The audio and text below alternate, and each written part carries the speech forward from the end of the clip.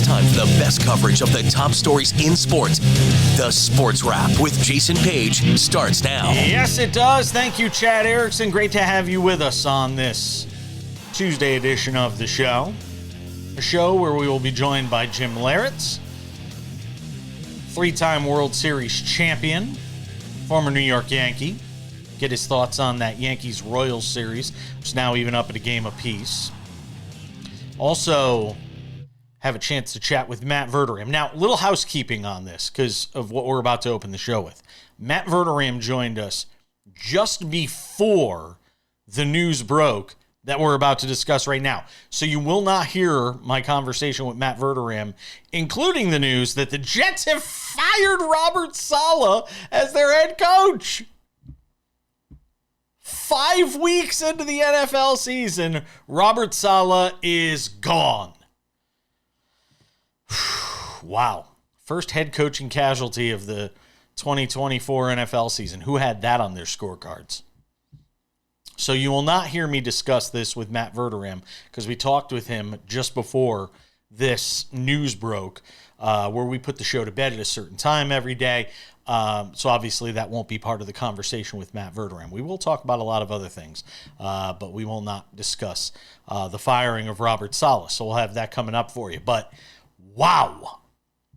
I mean, you want to talk about all-out panic and chaos in Gotham. The Jets fire head coach Robert Saleh after a 2-3 start. I think he was 20-36 for his tenure with the Jets. And I got to say this, look, this is a panic move. I don't think Robert Saleh is the reason the Jets are 2-3. I think Joe Douglas is just as much to blame for what has happened with the Jets as anybody. He is the architect that put this roster together. And when you look at where the Jets are right now, with Aaron Rodgers as their quarterback, who looks like a 40-year-old aging on the back 9, maybe even back 3 or 4 holes of his career. Not to say Aaron Rodgers has looked terrible. I said this on yesterday's show. I don't think Aaron Rodgers has looked dreadful to the point where he's not usable or serviceable. But at the same time, you look at sort of where the Jets are right now, and Aaron Rodgers is also a part of the reason they're 2-3. There's plenty of blame to go around. But it goes to show you that Robert Saleh's hold on that locker room, obviously wasn't very tight.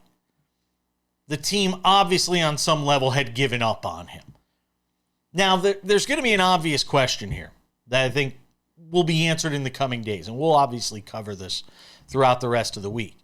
And that is, how much did Aaron Rodgers have to do with the fact that Robert Saleh is no longer the head coach? Remember, after the win, or after the loss a couple weeks ago, or a little over a week ago, you had Robert Saleh questioning, the timing and the cadence and all of this stuff having to do with the offense. And Aaron Rodgers came out and said, whoa. You worry about defense there. I'll handle the offensive part. Don't sit there and question whether a couple of false starts is because of the way, I'm calling plays at the line. He's like, don't even go there. You had the awkward hug between the two during the Monday Night Football game a couple of weeks ago, or Thursday Night Football game, whatever it was. So there obviously they were not simpatico. But as long as they won, I don't think Robert Saleh's job was ever in jeopardy.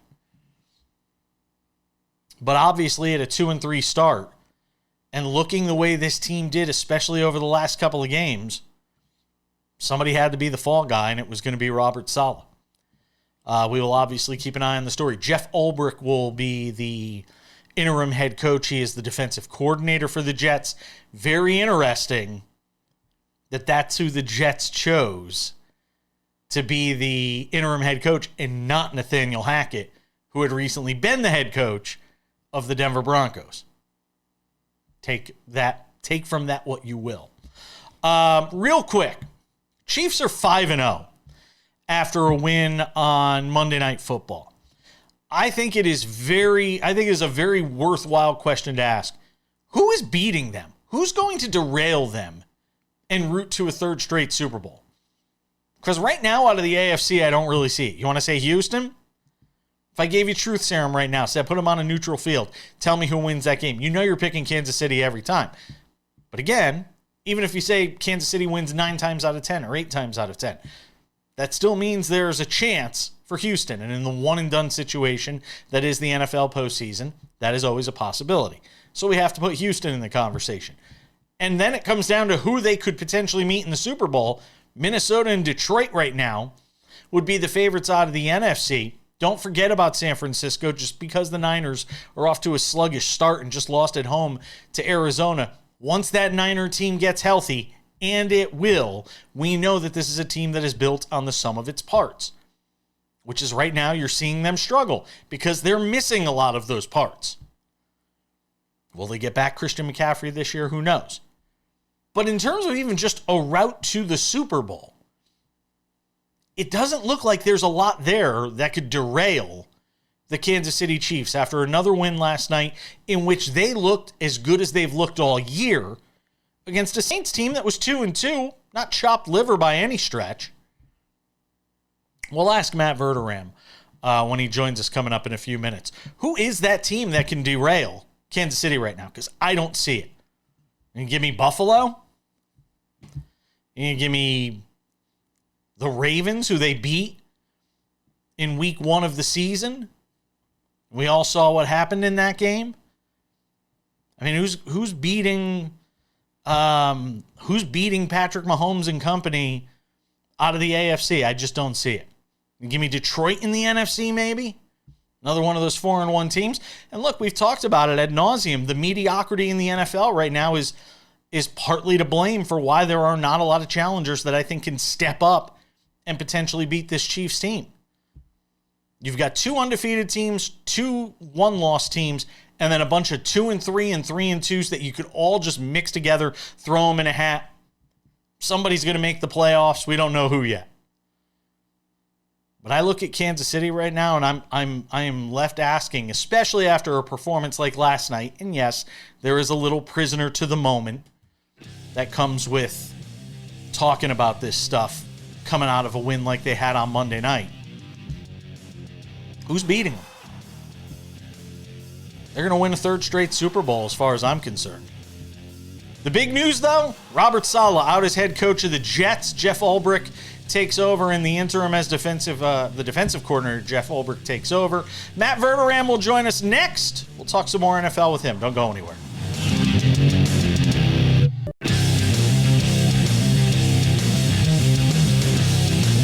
All right, we keep the NFL conversation moving. Whole first half of the show, NFL today. Then we'll be joined by Jim Leyritz coming up in about 20 minutes. Former Yankee, 3-time world champion. Say hello to this guy's a world champion. Matt Verderame, ladies and gentlemen. He's a world champion writer. You like that? Like how I weaved that in there? I was going to say, I don't know what a world champion is, but I'll take it. I'll take being a world champion just about anything. Isn't that true? World champion writer. Sports Illustrated does a great job, SI.com. On the NFL, hangs out with us on the show whenever he has a free moment. So let's talk about, we'll start obviously with the Chiefs, who are 5-0. There's 2 undefeated teams left in the league. They're 5-0. And I felt like last night was the first night where you can honestly say it felt like just everything came together. And it's the first game without Rashee Rice. You see Travis Kelce obviously a lot more involved in what they're doing offensively. Mahomes plays nearly a flawless game. The defense is what it is. I mean, if you're signing up for what the Chiefs need to be in order to win 3 straight Super Bowls, this was it.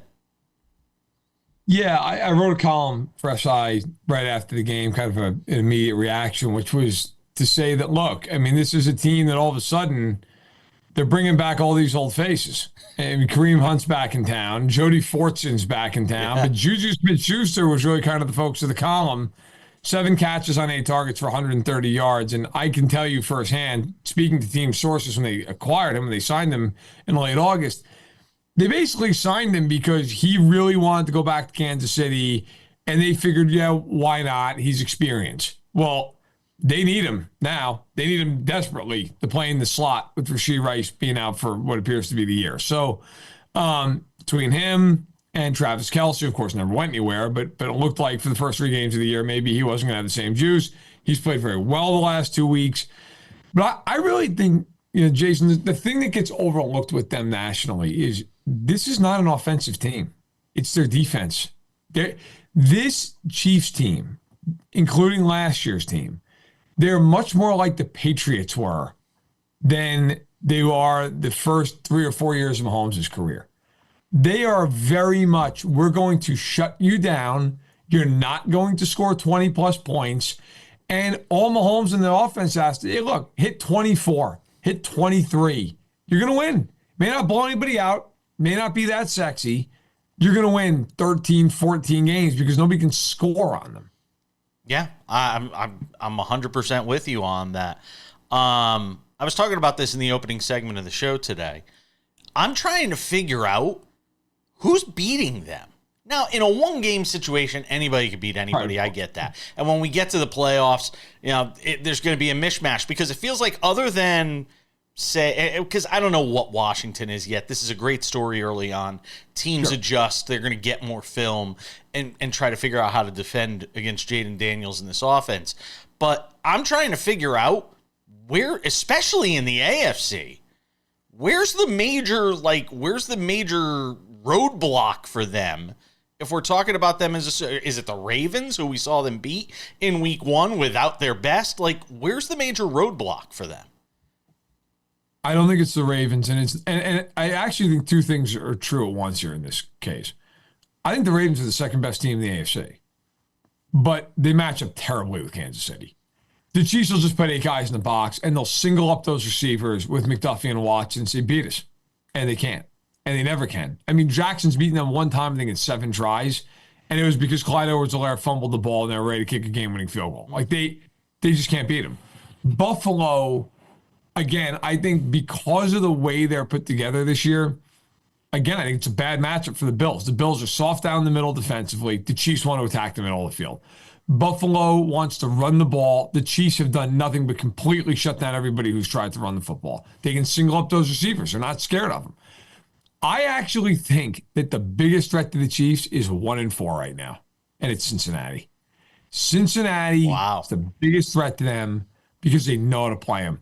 They're terrible defensively, but Anarumo has always had Mahomes' number, and they will take you on a ride if you just want to play man coverage against them. And the Chiefs want to play press. They play press more than anybody in the league. They want to play man. And against the Bengals, that's a difficult proposition. Now, the Chiefs beat them in week 2, but the Bengals didn't have Higgins in that game, and the Bengals should have won that football game. The Chiefs did not play well. Now, granted, they found a way, but they did not look great. I still think the Bengals, maybe Houston, but in the AFC, yeah. Look, right now, are the Chiefs the favorite? Yeah, and they should be. Yeah, they absolutely are. When you take a look at Cincinnati, since you brought them up, what gives you any sort of optimism that they can turn this around? Is it the fact that Pittsburgh and Baltimore and all these teams are going to beat up on each other? I mean, what gives you an idea that they could actually still at 1-4 even be a playoff team that could give the Chiefs some trouble? Well, I don't think they're going to win their division. I think Baltimore will do that. Yeah. But they are the type of team, couldn't you just see them being like a 6 seed and going up to Buffalo? And you're just like, oh my God, if you're the Bills, you're scared to death of playing them in the first round of the playoffs. Their schedule's not hard. If you look at their schedule moving forward, okay, yeah, they've got to play Dallas and they've got to play Philly, and those are real games. But the divisional games, other than at Baltimore is obviously a very difficult game. I don't think they're that hard. The Steelers can't score a point. The Browns stink. They've got the Giants to play. They've got the Raiders at home. They've got Denver at home. They've got Tennessee. At the Chargers is a reasonably difficult game. But okay, I mean, you're 1-4 in the hard games you have left. You got to play Philly at home. You got to play at Baltimore and at the Chargers. You got to play at Dallas. I mean, if you can split those games and maybe you have one other loss in there, you're 10-7. So I still think they're going to get to the playoffs. Now, I will say their defense has been horrific. And that could be what ends up just killing their season. I mean, there could just be a world where they just can't stop anybody. And it simply becomes, hey, look, you're going 8-9 because you're giving up 30-some-odd points every week. But they have Burrow. They've got those receivers. They've got the pedigree. They've started bad before, and they've gotten out of it. I still think the Bengals are going to find their way into the play. Show me the 7 teams that are better than Cincinnati in the AFC. Who are they? Is it the Jets? Because I got to tell you, I watched the Jets. I don't think it's the Jets, right? I mean, is it the Chargers? Like maybe. Yeah. So that Chargers game against the Bengals is probably a big one. Yeah. You know, that's where I sit on it. Matt Verderame's hanging out with us. We're going to hold him, do one more segment, get his thoughts on a few other items around the league, including who the Chiefs beat last night. In the Saints, who are going to be without Derek Carr. Don't go anywhere.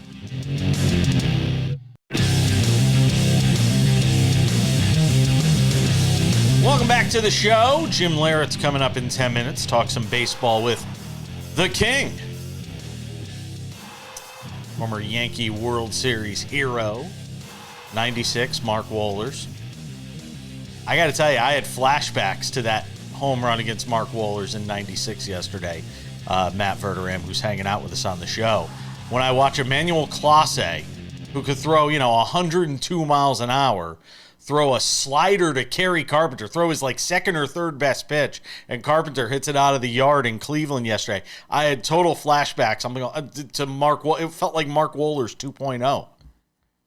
I actually was at the Brewers Mets Game 3 in Milwaukee. I saw that, by the way. Look at you.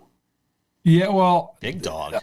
I'm fortunate enough to have some friends in the Brewers organization who are very kind. And I grew up an Oakland A's fan, but I did something I never thought I'd do in my life. I completely abandoned a team because I hate John Fisher with such a passion. And so I'm like, you know what? I'm not going to sit here and pretend I'm some hardcore Brewers fan because that would be an affront to every Brewers fan. But I'm like, you know what? They've been great to my family. I took Maisie there. They gave her a personalized jersey, my daughter. They're super cool to all of us. They take us down the field. They had the team photographer take pictures of us down there. They're incredibly generous. So I'm rooting for the Brewers on there, and the atmosphere is unbelievable. And then Pete Alonso hits a 3-run homer. And the sad part is, if the Brewers weren't involved, I probably, as a New Yorker, I probably would have been rooting for the Mets because I grew up hating the Yankees. But yeah, in that moment, I'm like, could have done without that. Could have done without, but it was a great game. I'll say that it was a great game. Yeah, it certainly was. What do you do if you're the Saints now at 2-3? I mean, they looked like you come out like gangbusters the first 2 weeks, and everybody's talking about this great offense and Derek Carr, and then all of a sudden they've dropped 3 in a row. You have the oblique injury for Carr. Yep. Those things can linger and be a problem. We got a brief glimpse of Hainer last night out there. Throwing the ball around. I mean, where do you go? Because that division's gettable with the Falcons and Buccaneers, and we obviously know what the Panthers are. Where are you going right now? If you're this Saints team, I think the Saints right now just have to get healthy. I mean, they're beat to hell. Their offensive line's beat up. I mean, they only gave up 1 sack last night, but the Chiefs were in the backfield the entire game. I mean, the whole game. Every time Carr dropped back, he was under the rest. They hit him 9 times. So, look, I think they've got to get healthier. The line's got to get healthy. Carr's obviously got to get healthy. The defense isn't as beat up, but they're missing some guys. They're missing Taysom Hill as well on offense. So I think a lot of it is getting guys back. Just simply getting back to a point where you feel like you have a pretty good complement of players. But to your point, if I'm the Saints, I'm not panicking because I'm looking at the division going, all right, well, who's going to run away with this thing? Right? I mean, is there a 12-5 team in the NFC South? Probably not, right? 10 wins probably is going to do it. And if I'm the Saints, I'm like, okay, look, I've already played the Eagles. I played at Dallas. I've played Kansas City. You've played a lot of your hard games. You went to Atlanta, right? So you're going to get them back in your building. You're going to get the Panthers still again. I know they saw them once. You're going to get the Raiders, and you're going to get the Broncos. And in both those games, I believe, are at home. So, I still think if you're New Orleans, yes, you went from 2-0 to 2-3 in a blink of an eye. But you're far from buried in that division. And I think if you get a little healthier, the schedule gets a little easier here down the line. I still think they could be a potential playoff team. Matt Verderame show also available on Patreon. I forgot to mention that. So if you're looking for some great content there, the Matt Verderame show available on Patreon with our guy Matt Verderame with SI.com on the NFL. What was Sean McDermott thinking on Sunday? Throwing the ball 3 times in that spot. I could easily go after Zach Taylor for running it 3 times in a row as well in that Bengals loss, which is every bit as bad. I 100% agree and saying, we'll settle for a 52 or 53-yard field goal. But what was Sean McDermott thinking? And in general, we talked about this a few weeks ago when I had you on to talk about Nick Sirianni and some of the coaching decisions there. Like, are these guys losing their minds, or do they just want to lose their jobs? It might be a combination. Look, and by the way, the happiest guy in the world was when McDermott did all that was Bobby Slowick, the Texans offensive coordinator, because people have completely forgotten about the fact the Texans were in line to kick a field goal to win that game.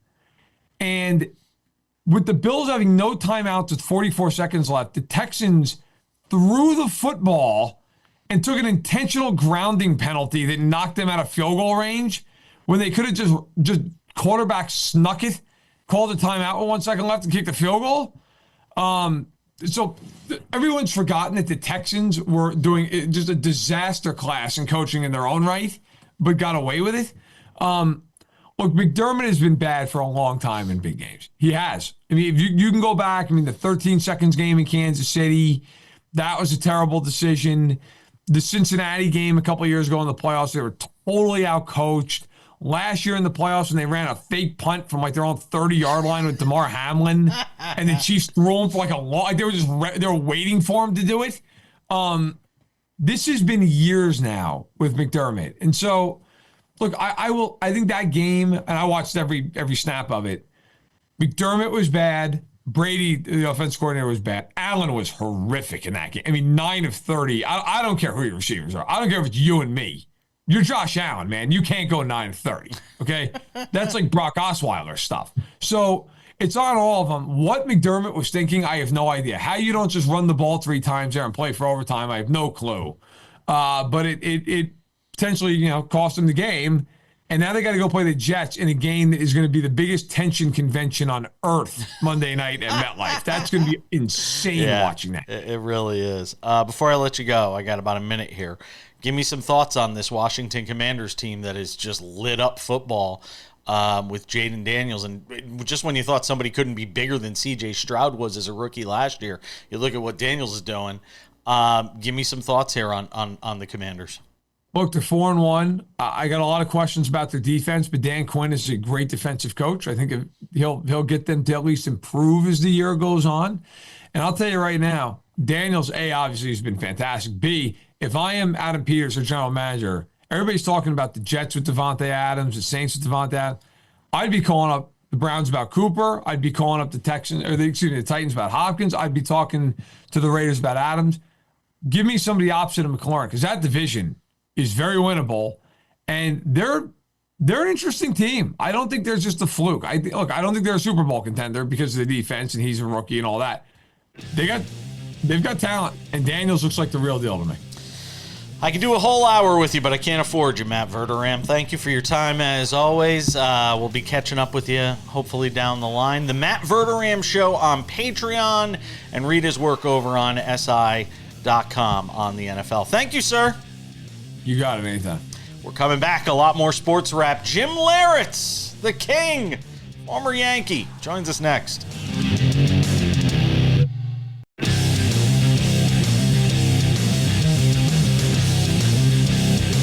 This Tuesday edition of Sports Wrap continues, and great to have you with us. Thanks again to Matt Verderame from Sports Illustrated for stopping by and talking some NFL. We did football in the front half of the show. I would do baseball the whole show. Then the NFL people would go nuts. I get to talk baseball today with this guy, Jim Leyritz, 3-time World Series champion, former New York Yankee, hangs out with us on the show. And the way I met Jim Leyritz, he'll never remember this, but 2015, Yankees, Red Sox, alumni charity baseball game at Harbor Yard in Bridgeport, which, by the way, is no longer a baseball stadium. It's now a music amphitheater. Yeah. And I got to, for some reason, they put me on the Red Sox team, which was awful. Playing with like Ellis Burks and Mike Timlin and all these guys. And Jim Leyritz, I finally get my at bat late in the game, and Jim Leyritz is pitching for the Yankees alumni team. And I shoot one the opposite way for a base hit. One of the highlights of my life.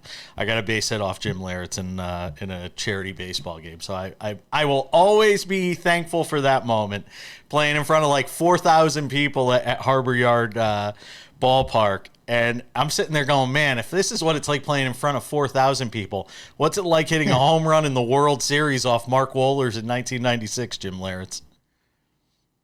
Yeah, pretty special days. This time of year, I always get a little excited to be able to watch and see who's going to be the next. And of course, you never know this time of year who's going to be the hero. And it's actually turning out to be that way quite a bit. Yeah, I got to ask you, though. I thought of you yesterday, and not because I was already having you on, but I'm sitting there watching this Guardians game against the Tigers, and Emmanuel Clase, who could throw over 100 miles an hour, up there, and Kerry Carpenter's at the plate. And I swear it was deja vu, watching him throw a slider, hang a slider to Kerry Carpenter, and Kerry Carpenter hits it out of Progressive Field. And I'm sitting there going, why are you throwing your second or third best pitch? And I thought back to Mark Wohlers throwing you the slider in that World Series game in 96. And we, no matter how much the game changes and sabermetrics and all of this different thing, there's still that moment of the wrong pitch being thrown at the wrong time and that result. Yeah, it's the human element part of it. And, I remember literally the day after I hit the home run off Wohlers, we're in a situation with John Wetland pitching to Luis Polonia in the next game, and we've thrown him 4 straight fastballs, and he's falling off the opposite direction, and John Wetland shakes off fastball, and I put it down again. He shook it off, and I went out to the mound. I said, what are you thinking? He said, I want to throw a breaking ball. I go, there's a guy on third base. It's a 1-0 game.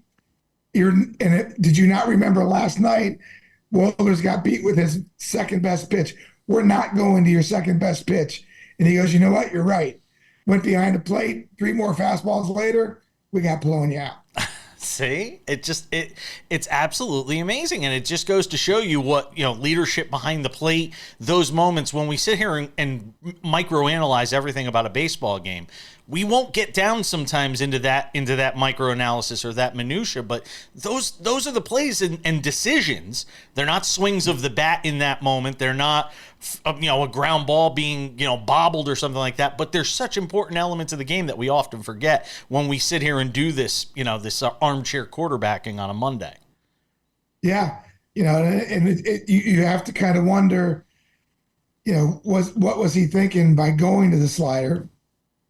And Mark Wohlers actually had a good explanation. He said, all of our reports said Jim Leyritz is a dead red fastball hitter, and he looked like he took some pretty good swings off my fastball. That's why I went away from it. So sometimes, like I said, if he would have probably made the right pitch on me, he probably would have got me. But he did hang it, and that's why we still talk about it today. And that's why it's all about the execution of that pitch more so than the pitch selection. Yeah, that's very true. Where does the clutch gene come from? Because nobody expected you to be, 95, the home run off Belcher that we all remember to end that 15-inning game against the Mariners, the home run against Wohlers. I mean, you weren't a guy that necessarily would have been on people's radar as the guy who's going to hit the big home run was going to be Jim Leyritz, and now it's something you're remembered for. Where does that come from? What inside you allows you to rise in that moment? And there's a reason I asked the question, but I want to get your response to that. Yeah, I mean, unfortunately, the man that gave me that advice at a 13-year-old kid passed away just recently, my idol, Pete Rose. I was a young kid in spring training. Tommy Brenneman was my best friend growing up. I literally just talked to Tom last week. Oh, did you? Okay. Yeah, I'm proud to see he's finally getting the opportunity again. Um, but yeah, we used to stay at the team hotel. We used to be bat boys once in a blue moon. But I just remember one day asking Pete Rose, why are you so good in the clutch? Why do you handle, that thing so well? And he said, Jimmy, he goes, right now, every opportunity that I have in spring training for an at bat, it's the most important one, whether it's now, whether it's during the season, or whether it's late in the playoffs. He said, this one at bat that I start taking today is going to be the most important one. It's me against that pitcher and nothing else. And anything else that's going on around it, I should not get caught up in. And as a young kid, I think I took to that. Like, he's right. It's me against you. My dad used to say, there's only 2 times in the 2 sports that I played, basketball and baseball, that you can't blame anybody else but yourself. And that's when you step in the batter's box or when you're shooting a free throw. Yeah, it's true. It's very true. Yeah. Can I hang on to you? Because I want to talk to you some more. Jim Leyritz is hanging out with us, former Yankee great, talking about the baseball postseason. I want to ask you about Pete Rose, too. Don't go anywhere.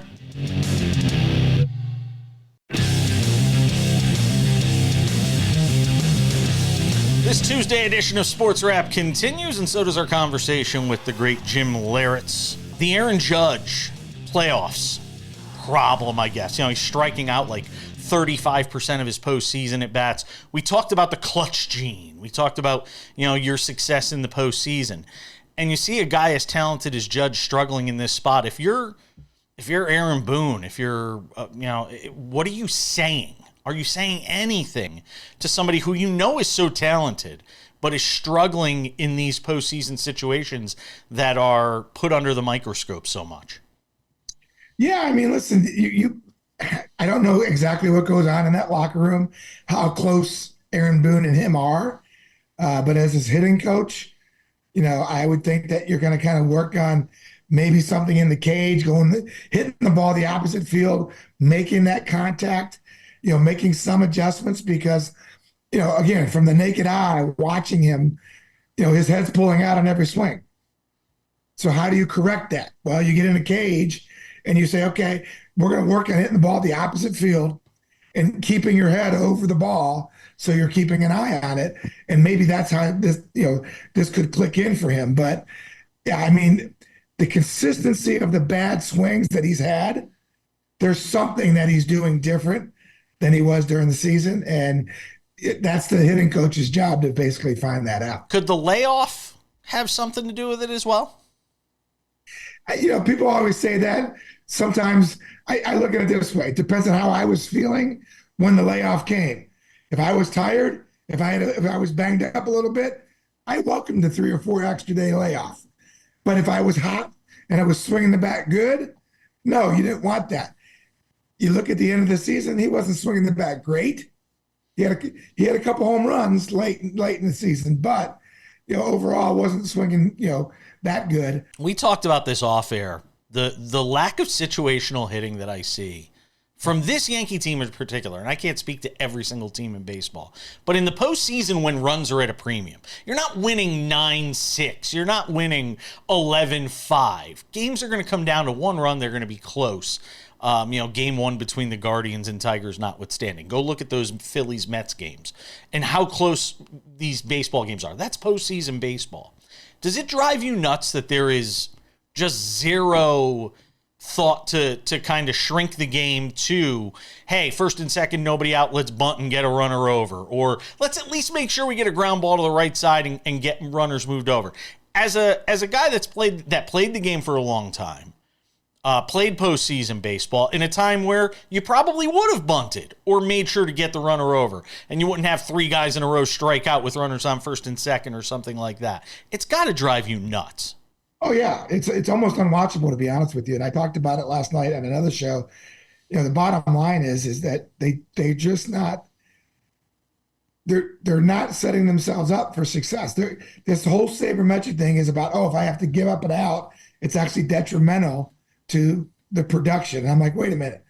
I look back on all of our World Series championship teams, and even the Padres, when I was on the Padres, and we had that run. It was the little ball that helped us. It was putting a ball in play against the Randy Johnson, against some of the best starters that we were facing. And how this has been a detriment to the Yankee postseasons over the last 5 or 6 years. This is not something that's just happening. And we talk about it. The media talks about it. The players have to hear it. I'm one of the biggest Yankee fans.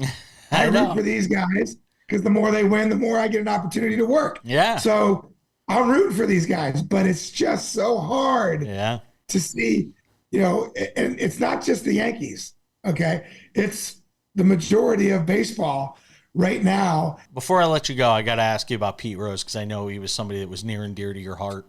I shared the story last week how I got to sit down with him for about a half hour about 10 years ago, face-to-face in New York and do an interview with him. Give me some, ideas to what went through your mind when you heard of his passing last week. Yeah, I mean, he was, between him and Johnny Bench, they were the two reasons that I played baseball instead of basketball. And it's unfortunate that they never gave him an opportunity to get into the Hall of Fame.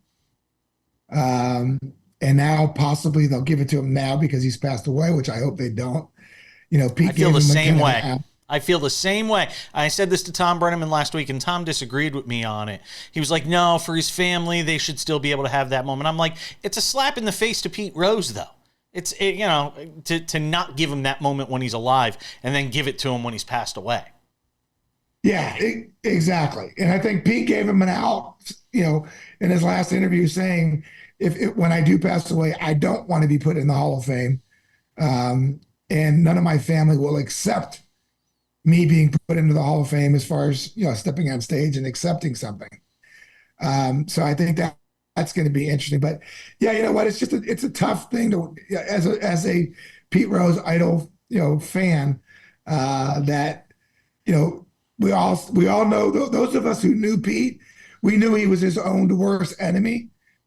But for what he did for the game of baseball as a player, there's no reason why they could not have put him in, especially when gambling became the norm and Major League Baseball was making money off it, saying, okay, you know what? We're going to put you in as a player. We're never going to recognize you as a manager, but what you did in the game of baseball should be recognized.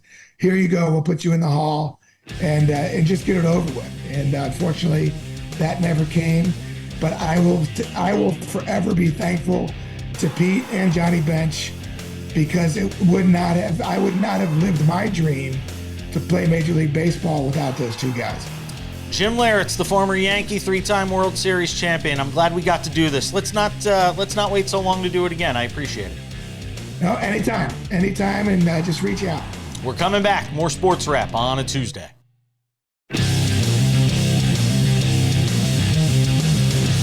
All right, just about time to put the wraps on this baby for a Tuesday.